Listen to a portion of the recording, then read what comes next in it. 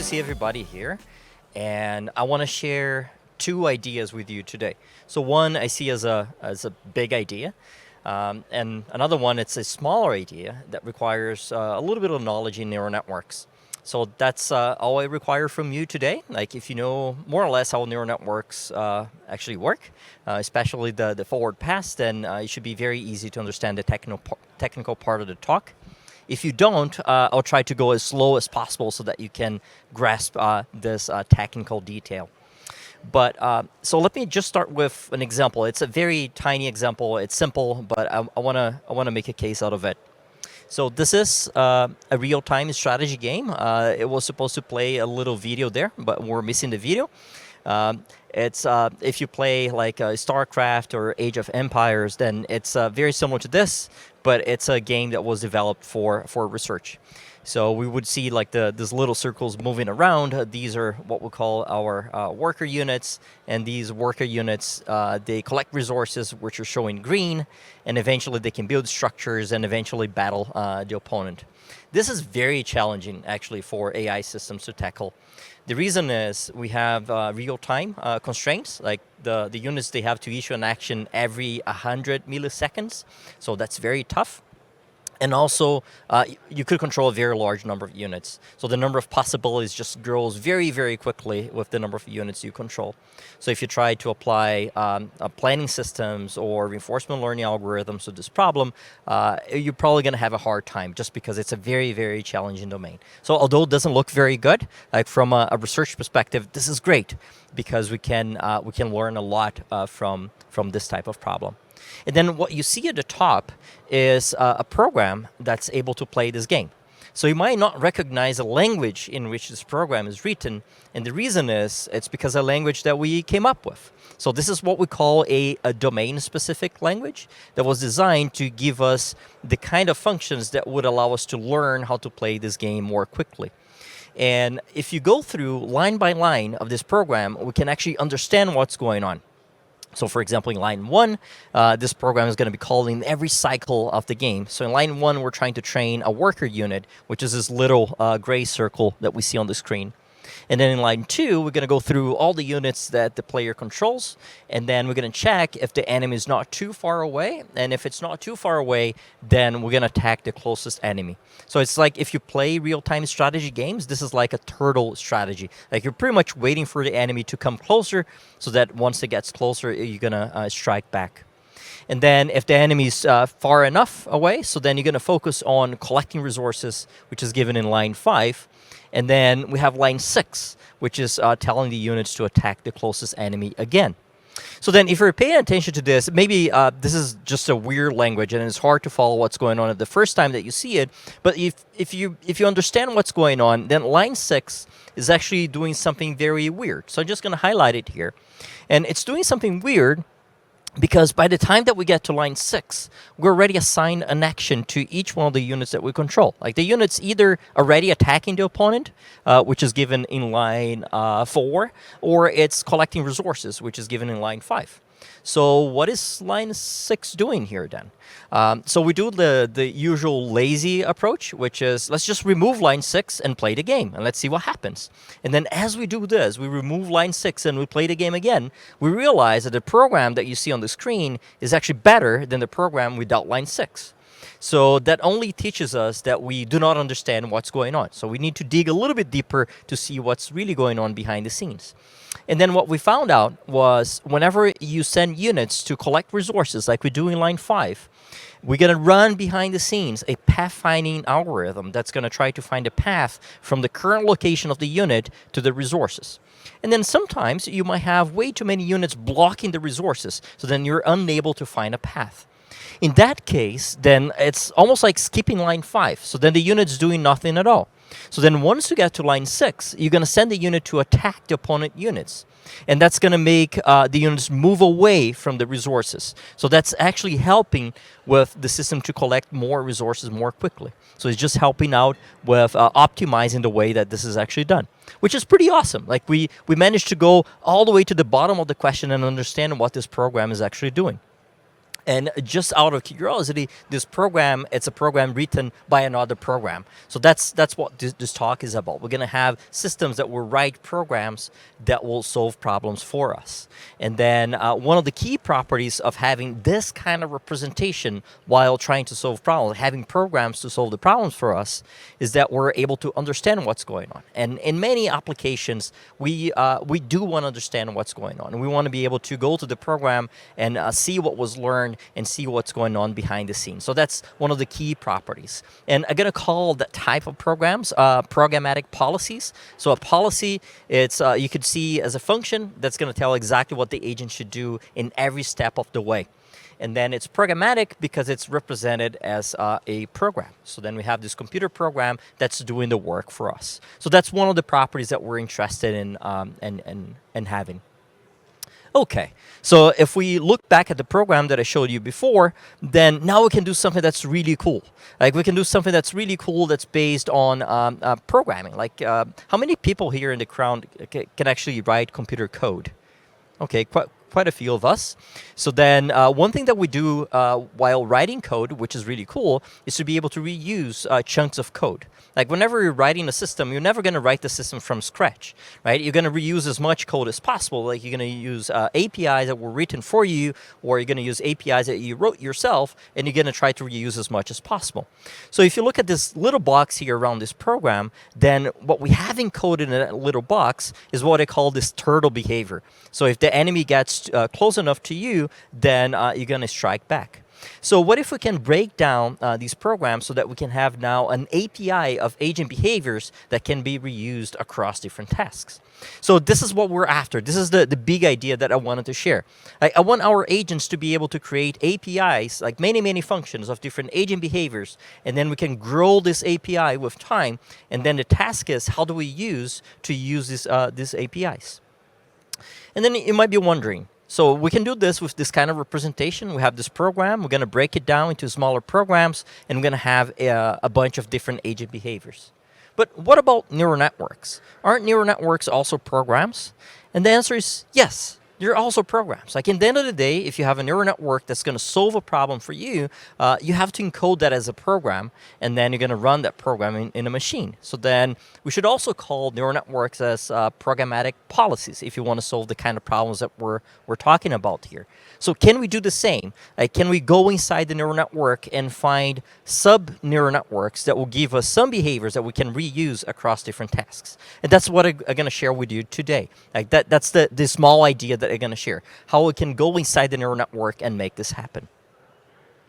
Okay, so that's the second property that I wanted to mention about the programmatic policies. Like if we're careful in the way that we represent these solutions, we might be able to break down into smaller pieces and compose these smaller pieces into bigger programs with more complex behavior. So that's the second property. And then the final property, and I want to show you this example. This is Karel, the robot. So if you're old enough, maybe you learn how to write computer code by using this environment. So this is a somewhat old environment for learning how to write computer programs. But we use these as benchmark problems for AI system these days. So we want to write a program. We want our system to write a program that's able to solve this problem. So the problem here is the following. You have the robot at the bottom of the map, and then you got to climb up the stairs so that you get all the way to the marker at the top. So then if you have to write a program to solve this problem, what would be the program like? Like you can pick your favorite programming language. What would be the solution to this problem? Well, this is a somewhat easy task, but what we can do is something like this. Whoops. So we can have a program that looks like this. While true, I'm going to move left and then turn right and then move again. And eventually I'm going to find this marker and I'm going to be done with the problem. And the beauty of this representation is that I can place the marker anywhere I want in this problem. So I can place it at the beginning of the stairs. I can place it at the end because of this while loop that's going to allow the agent to go all the way up. And this is something that we might struggle a lot if we don't have the right kind of representation. So the representation that we have here, this programmatic representation, allows us to generalize for any placement of this marker. So that's the third property that I wanted to mention, which is the ability to generalize to problems that we haven't seen before. So maybe we train the system just by looking at the marker at that specific location, but then if I move the marker, the same program will solve exactly the same problem.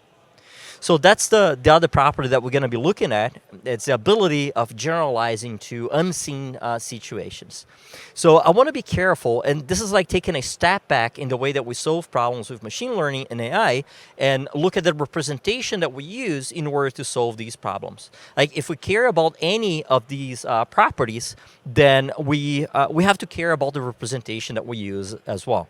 So this idea of defining what is the language in which I'm going to represent my solution allow us to go after any of these properties. Like if I really care about interpretability, then I'm going to choose a language that will allow me to understand what's going on behind the scenes. If I care about having this agent that's going to compose smaller behaviors into bigger behaviors, then I'm going to choose a language that's going to allow me to do it that way as well. So this is more or less like the big picture, something that we're after. So we're looking for properties like this, these three properties. But today, I would like to focus on these two properties. And I would like to focus on neural networks as well. So I want you to see neural networks as computer programs that we can make this happen. We can break down neural networks into smaller neural networks that we can reuse across different tasks. So if you have any experience at all, like training reinforcement learning agents, then once you train an agent for a problem and you encode the solution in a neural network, if you get that solution and you try to apply it to a different problem, it's very, very unlikely that's going to work. It's unlikely that's going to work because your agent is specialized in a task. But then now we're going to take a step back and ask the question, maybe we can go inside the neural network and do something similar like we do as software engineers. Like we look at our program and can we make a function out of this chunk? A function that I can reuse in a different system, in a different part of the code. So that's what we're going to do with our agents using neural networks. And with the hope that by doing so, we can generalize to unseen scenarios. Okay. So this is the technical part. So the three properties that we had before, taking a step back and looking at this from a programmatic perspective, seeing all these solutions as computer code, this is like the big idea I wanted to share with you. And now the smaller idea is this cute little idea of how we're going to break down a neural network so that we can make some of these properties happen in practice. And as I said before, it would be helpful if you know how a forward pass in a neural network actually works. But I'm going to walk you through this. So this is a neural network with two inputs. We have x1 and x2. You could see this as whatever the agent perceives in the world. And then given that the agent is perceiving x1 and x2, it has to make a decision, which is the output of the neural network. So then what happens inside the neural network is a computation of mapping whatever the agent sees as input into an output that will result in an action given by the agent. And then what we're going to assume that we have here is activation functions in this neural network, which are piecewise linear. Like, for example, a ReLU neural network, which is shown on the left-hand side. So the ReLU neural network is given by two linear functions. Like you have the left-hand side that's always 0, or you have the right-hand side, which is just giving you the linear function that's provided as input to a given neuron. So then, for example, if you look at A1, which is the value that's given by the top neuron in the hidden layer, then this value can be either the linear function that's provided as input or 0, depending if you're on the left-hand side of the ReLU function or on the right-hand side of the ReLU function. So we have two possibilities for this neuron. It's either the linear function or it's 0. So we say that the neuron is either active if it's the linear function or inactive if it's 0. And then we can do the same for the other neuron that we have in the hidden layer, which is A2. So it can either be the linear function provided as input or 0. So now you can see that we have a bunch of combinations here. Like given an input, x1 and x2, these two neurons, they can be either active or inactive. And then we have 4 different combinations. Like they can be both active at the same time, active, inactive, both inactive, and so on. So we can combine in 4 different ways how these two neurons are going to be for a given input. So then now we can actually rewrite this neural network as follows. So what if I say that the first neuron, A1, is active? So then we have the linear function, and the second neuron is also active. So we also have the linear function. So then once we define it this way, we can actually rewrite the output of the neural network as also a linear function of the input, because we're getting two linear functions, a1 and a2. We're going to combine two linear functions. The combination of two linear functions must also be a linear function. So I'm going to go through the trouble of showing you the actual computation here. So then what I'm going to do is I'm going to replace the value that's provided as input to h, which is the output of the neural network, with the linear function a1. And I'm going to do the same for a2. And then I can just rearrange this, and then I can rewrite the output of the neural network as x1 theta prime and plus x2 theta double prime. So I just rewrote this whole neural network for the case in which a1 and a2 are active. So then it becomes a linear function of the input. So if I do this for all possibilities, like for all possible combinations of active and inactive, I'm going to have a program that looks like this. So for example, if the first neuron is active, then that means that we have this linear function greater than 0. And then if the second one is active, we have that the second linear function is also greater than 0. Then the output of the neural network is given by x1 theta prime plus x2 theta double prime. So I can do this for all the possibilities, and then I'm just mapping this whole neural network into a program that's just a bunch of if-then else's. So why do we care about this? Why do you want to do this at all? So once I can rewrite the neural network as a program like this, we can do the tricks that we know in software engineering. Like now we can look at this program and look for pieces of the code that are actually reusable in different parts of the system or in different problems. So there's a better way of visualizing this, which is through this tree. So if you have this neural network on the left-hand side, then the program that I showed you, the if-then else's, can be represented as a tree like we have here on the right-hand side. Like, for example, we can look at this pink root node of the tree, which is corresponding to the first neuron that we have in the hidden layer of the neural network. And then here we have two possibilities, like the value is either going to be less or equal to 0 or greater than 0. So then we're going to fall in one branch of the tree or the other branch of the tree. So then we can create subprograms of this neural network by getting any subtree of this tree. So for example, if I get the subtree on the left-hand side rooted at a blue node, then this is a program that's taking x1 and x2 as input, and it's giving you an action at the end of the day. So then this is something that makes it really easy for us to get a neural network, transform into a program, and then break down into subprograms that could be reusable. Okay, so that's most of the technical part. If you didn't understand like every step of the way, it's okay. The idea that you need to take from here is that we can actually see the neural network as a program that we can break down into subprograms that can be reused in different tasks or across different problems.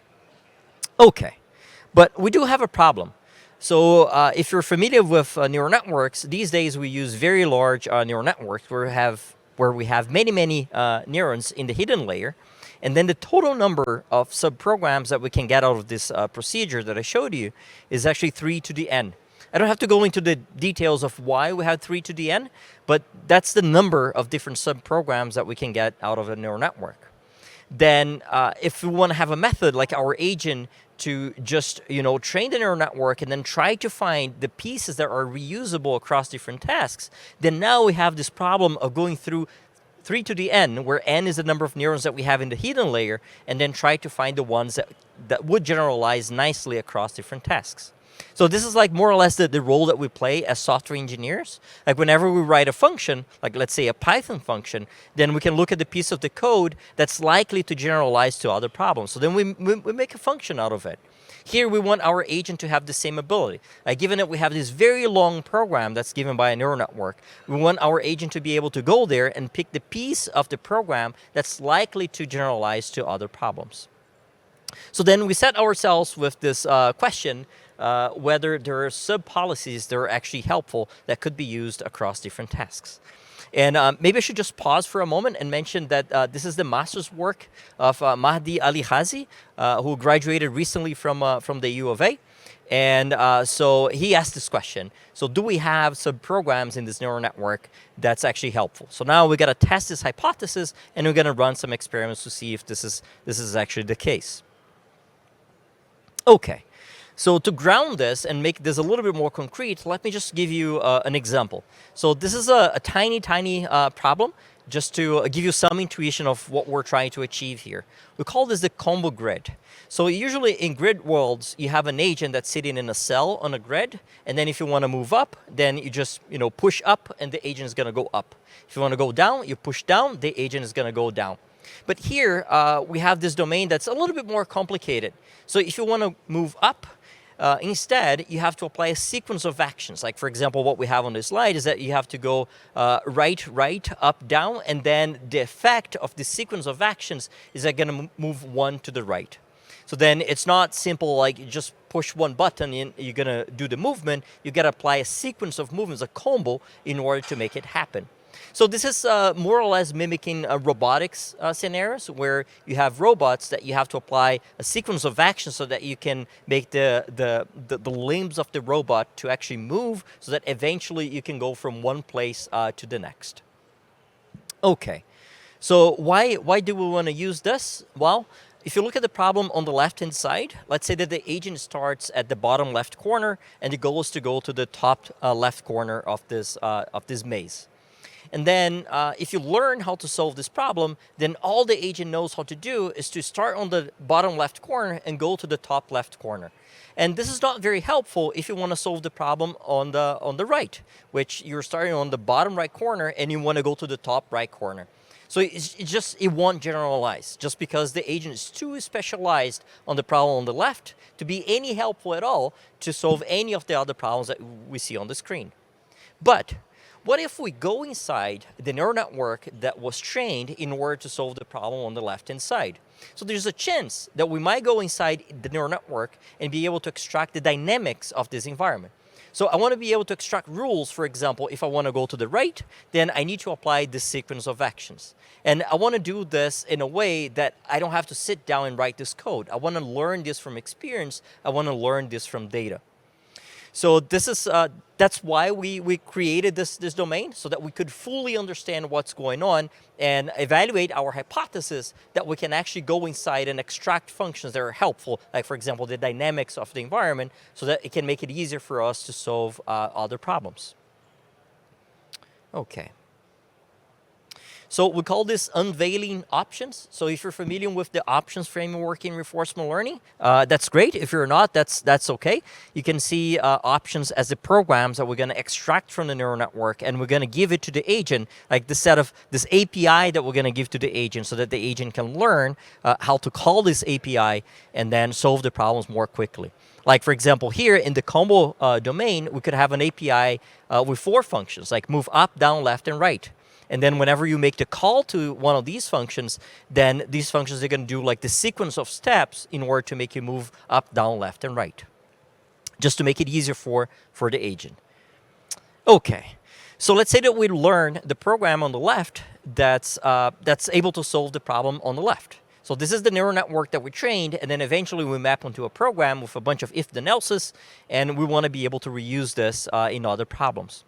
So then we're going to do our usual stuff, like we're going to try to break it down in all possible subprograms, but we want to make it as expressive as possible. So the way that we make this is by trying to use a more powerful language. I'm not sure how familiar you are with formal languages, but this language, this neural network language, it doesn't have loops. So this is far from being what we call Turing complete, because it doesn't have any loops at all. So in order to give a little bit of more power to this language, once we break down these programs like this if-then else's, we wrap it around for loops. So for example, if we call the highlighted part program 1 or P1, I can wrap P1 in a for loop with many different iteration sizes, like from 2 all the way to n. So now instead of having one version of P1, I have many versions of P1 where I have a for loop wrapped around it. I just want to have more programs that I can choose from. So I want to be able to build an API where I have loops in these programs as well. Okay, so before we had many programs, like 3 to the n, where n is the number of neurons that we have in the hidden layer. It was already very tough because we have many programs to look for. But now we have even more, because for each one of the 3 to the n programs, we're going to wrap them around a for loop. So then now we have this gigantic number of programs to search over. So then now the question is, how do we select the subprograms that are actually helpful in other problems? So that's the big question. If there are any helpful programs within that set, how do we find them? Okay, so in order to answer this question, how to find the programs that are actually helpful, we need to discuss the intuition behind selecting good programs. There are two effects of growing an API. Like if we're learning how to use an API ourselves, like we get a new API, it has a bunch of functions, and we're going to learn how to use it. Then there are two possible effects of having a very large API or a growing API. So the first one is that the problem becomes harder because now we have to learn more functions. Like let's say there's this API with many functions. So that means I need to read all these functions and I need to learn how to use them. So then there's a learning task on my side that's harder.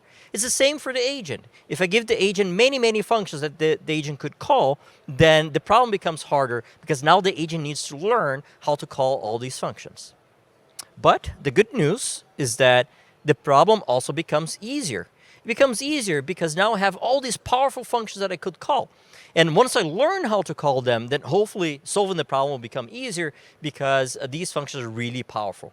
Like the example I like to give is if we're training an agent to solve problems around Edmonton, I could have a program that will always drive me all the way to the airport. And if my task involves anything around the airport, then I can always call this function. No matter where I am in the city, it's always going to drive me all the way to the airport. So then having these functions, it can be really helpful. I don't have to worry about all the sequence of actions that I need to take to get from here to the airport. I just call the function, and I know that the function is going to take me there. So then now we got to try to find a balance between these two issues, like the one that the API is becoming larger, so then the problem is becoming harder, but also that the problem is becoming easier because I can call all these powerful functions. So we have a solution to this, which is called through the Levi loss. So I'll try to give you some intuition of this formula, the Levi loss. But this is the formula that's going to try to capture the exact number of functions that we should add to our API. So let me try to explain this formula. So it's a d over pi. So then this d over pi here, it's telling us the number of samples that I need in order to accomplish some task. So let's say that we're given a new task, we're trying to learn this new task, and we have access to some actions in order to solve this task. So then if I'm learning how to solve this task, initially, the probability in which I'm going to take each one of these actions is just the same. So I do not know which action that I'm going to take. So this is what we call a uniform distribution for these actions. So that's what we're going to assume for our agent. So the agent is learning how to solve a new task, and I want to answer the question, if I add a new function to the API, is it going to make it easier or harder for this agent to reach a good state in this problem? Okay, so if I have this uniform probability over the actions and the new function that I just gave the agent to use, then 1 over pi is the number of samples that I need in order to reach a given state with this terrible policy that I started with. So then if I give more and more functions for the agent, the value of pi is going to go down. So then this 1 over pi is going to go up. So that means that the agent needs more samples in order to reach a good state in this problem. So then this is helping me with the tension. Like the more functions I add, the harder it will be because 1 over pi is going to grow. But at the same time, if I give a function that's really helpful, then that's going to make it easier for the agent to make decisions. So many of the decisions, like for example, myself driving from here to the airport, I don't have to worry about it at all. So then I'm going to skip all these probabilities. So then the 1 over pi is going to go down. So this is exactly what we're trying to capture with this formula. And then the D value here is the cost of each sample, like the number of steps that the agent needs to take in order to verify whether he has achieved a given state of the problem. So this D over pi is really giving us an approximation of how good it is for me to add a function to the API. So it would be really cool if we had this in practice, right? If we're building like an API for software engineers, then how many functions that we should make it available to people? And if we could compute the leveling loss, we would try to find the exact balance of the number of functions that we should add to the API. So this is exactly what we're going to do here with our agent. Okay, so then now I have this massive set of functions that I could choose from. And I'm going to be super greedy. I'm going to go through all these functions, and I'm going to look at the function. What is the function that once I give it to the agent is going to minimize the leveling loss the most? So then that's the function that I add to my API. Once I did this, I go back to all the other functions and I ask the question, given that I already added the previous function, what is the next one that once I add to the API is going to drive the leveling loss down? So then I keep doing this until I see the leveling loss going up. Because eventually the leveling loss is going to go up because my API is so large and now the functions are not very helpful anymore. So then by adding more and more functions to the agent won't take advantage of those new functions. So then it's just making it harder for the agent because now it has to learn something new that's actually not very helpful. So it's like having this API with some functions that are very helpful, but a bunch of functions that are just a bunch of chunk. And then now you need to learn that all those functions are just chunk. You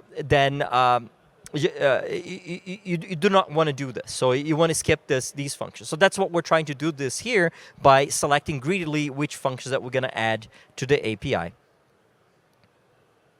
Okay, so we call this procedure, like the whole procedure, DAC options. So options here you could see as the programs that we're learning, and DAC because we're decomposing a neural network. So I just want to summarize like step by step what we do in order to get this API of agent behaviors. So the first step is that we're going to learn how to solve some problems. Like once we learn how to solve some problems, we're going to have a bunch of neural networks that we can decompose. Once we decompose these neural networks, we're going to have a bunch of sub-programs of the big program that the neural network represents. And we're going to wrap these sub-programs around for loops so that we can have even more. Once we have all of these sub-programs with for loops, we're going to select a subset that will minimize the leveling loss. So we're essentially asking the questions, what is a subset of all these sub-programs that will make this API to be awesome so that the agent can learn faster how to solve new problems by using the API. And then once we have this, we just give it to the agent. Say, hey, agent, here's an API for you to use with a bunch of hopefully awesome functions that will make you learn faster. And guess what? It does work. And let me tell you what it actually what it actually learns. So this is what our test task. So the images that I showed you before, those are the tasks that we learn programs that we break down and then we build our API. Once we finish building our API, then we equip our agent with this API and we tell the agent, hey, go out there and now solve this problem. So again, this is the combo domain. Moving up is not as simple as moving up, but you have to apply a sequence of actions so that you can actually go up. And let me just tell you what it actually learns. So here's the API that we learn. So the numbers that you see is a sequence of actions to actually solve this problem. So then if you unleash an agent that's well trained, then you would expect the agent to go 0, 2, 2, 1, 1, 2, 1, and so on. So that's a sequence of actions that's actually gonna solve the problem. The curly brackets that you see at the top, those are the effects of the actions. Like for example, after you go 0, 2, 2, 1, the agent is going to move 1 down. And then you go 1, 2, 1, 0, it's going to move to the right. So this is just the dynamics that we have for this problem. And then the curly brackets that you have at the bottom, those are the programs that we learn that are part of the API.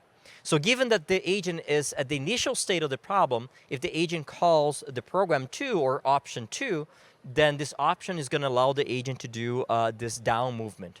And then the agent is going to land in a new state. And then the agent is going to call the same function again, option 2. And it's going to land in a new state. And then now the agent is going to call program 1 or option 1 and so on. So then the number of decisions that the agent has to make is much smaller. So instead of having to decide each one of these tiny actions all along the way, the agent only needs to decide which option to call. So then the number of decisions is just way, way smaller. So that's the idea of reducing the 1 over pi I showed you in the previous slide. So now the number of decisions is smaller, so then the probability of reaching this good state at the end, which is to solve the problem, has just increased a lot. So this is the kind of things that we're able to learn. So this is really supporting our hypothesis that if we go inside the neural network, you can actually find some programs that are reusable. So if you try to reuse the neural network as is, it's unlikely that's going to work at all. But if you go inside and break down into programs, like if you take this programmatic view of neural networks, then this is really helpful, because now you can break it down and find programs that are very awesome and helpful. Okay. So conclusions. So this programmatic mindset is helpful. So let me just summarize this. So what we're trying to do in our research group is really to take a step back, and instead of just accepting the kind of representations that we use in order to solve problems, I want to step back and say, give me the language in which we're going to represent the solution. And then once you give me the language, I'm going to search over the space of programs that we can write in this language in order to solve this problem. Because that way we can try to attain properties that are helpful to us. Like, for example, to be able to understand what's going on behind the scenes. And this mindset of seeing the solutions as programs is also helpful because it allows us to compose solutions like we did with neural networks. So this is cool because even if you have an agent that you trained like years ago, you can go back to that agent and open up that program and try to extract helpful programs inside from that agent. So this is what I call like legacy programs or legacy options, because you train that agent with you didn't have that in mind. You didn't want to open that agent later, but you can actually do it. If you see the neural networks as programs, then we can apply all the cool tricks that we know from software engineering and find these legacy agents there. Okay, I just wanted to thank the funding agencies, Canada CFAR AI Chair Program, NSERC, and the Digital Alliance as well. The way I understand, there are microphones spread around. So if you want to ask questions, I'm going to put my headset on, so I will be happy to take questions. So thank you, folks.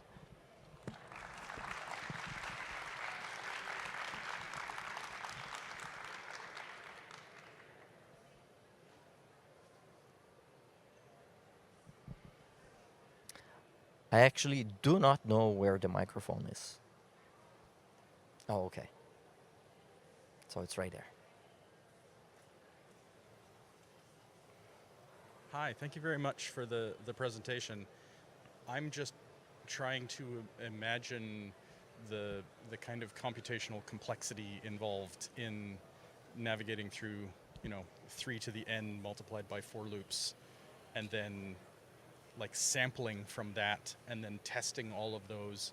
Can you give us some idea of scale-wise, how difficult is it to pull out a subset of an example size model? No, that's a wonderful question, and this is something that we're currently working on. So all the experiments that we had, these things that we learned, they were all on small neural networks. So we used at most 6 neurons in the hidden layer. So that way we could go through all the possible combinations of programs and then try to extract the ones that are actually helpful. But then the big question is, how do we scale this up, right? Because we want to be able to use big neural networks so that we can learn from big neural networks as well. So the hope is that there is so much structure into the neural network that we might be able to exploit this structure so that we can go through the space of 3 to the n, not having to look at all 3 to the n possible programs.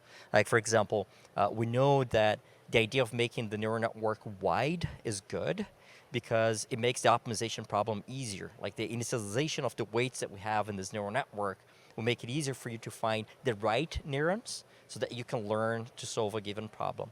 But that also means that many of these neurons, they're just useless after you train the neural network.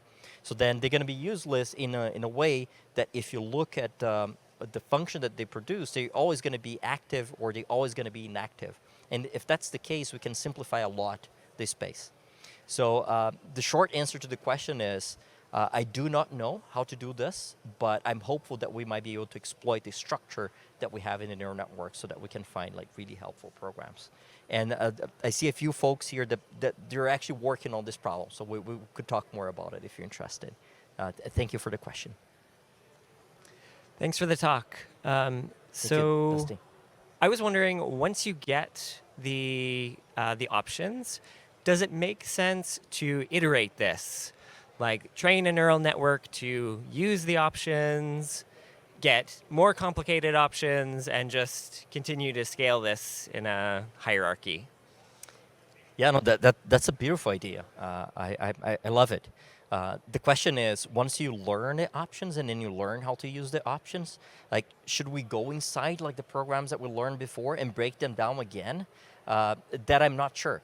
But certainly learning how to use them and then breaking down the model that learn how to use those options, then it's like this never-ending cycle where we're learning more and more complex behaviors as you go. And then maybe the challenge to see this happening is to really be able to have this sequence of problems where it would make sense for us to learn like really simple behavior that we could compose into more and more complex behavior as we go. But this is an absolutely beautiful idea. I love it. Thank you.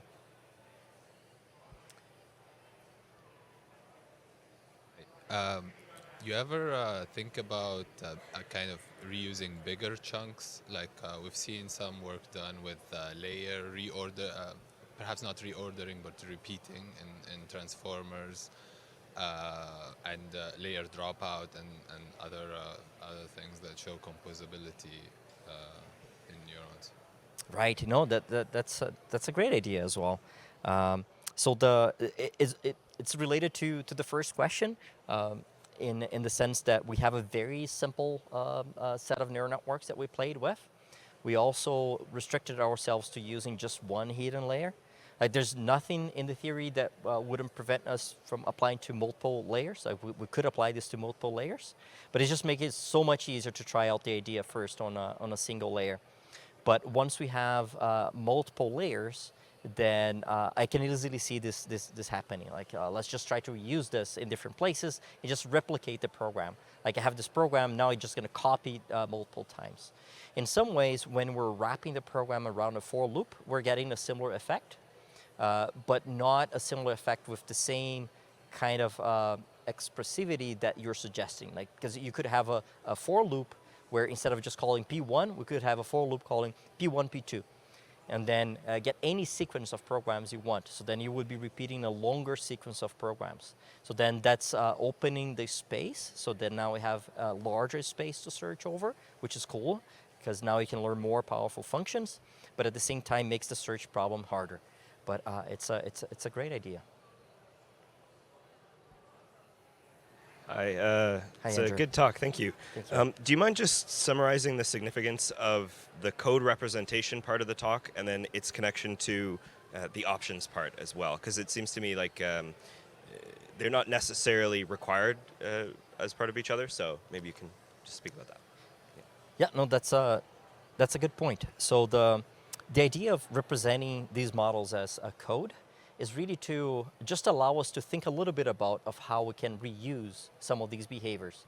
So it's almost like a mental tool for us, like to be able to see these models differently so that we can use them differently as well. So if we didn't see the neural networks as programs, we wouldn't probably think about like breaking down the neural network into sub-neural networks that could be reused across different tasks.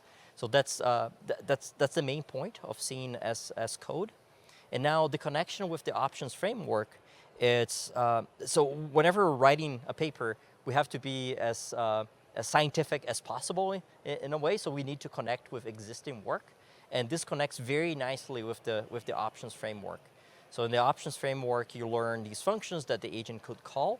Like the representation of the functions, it doesn't really matter. But if you see them as programs, then it fits naturally with the way that we're breaking down the neural network into sub-programs, and these sub-programs can be reused across different tasks. So that's the only reason that there is this connection. It's just because we're talking about representations, and the options could be represented that way as well. Does it make sense, Andrew? Thank you. All right, folks. Thank you so much for the questions. I love all of them. Thank you.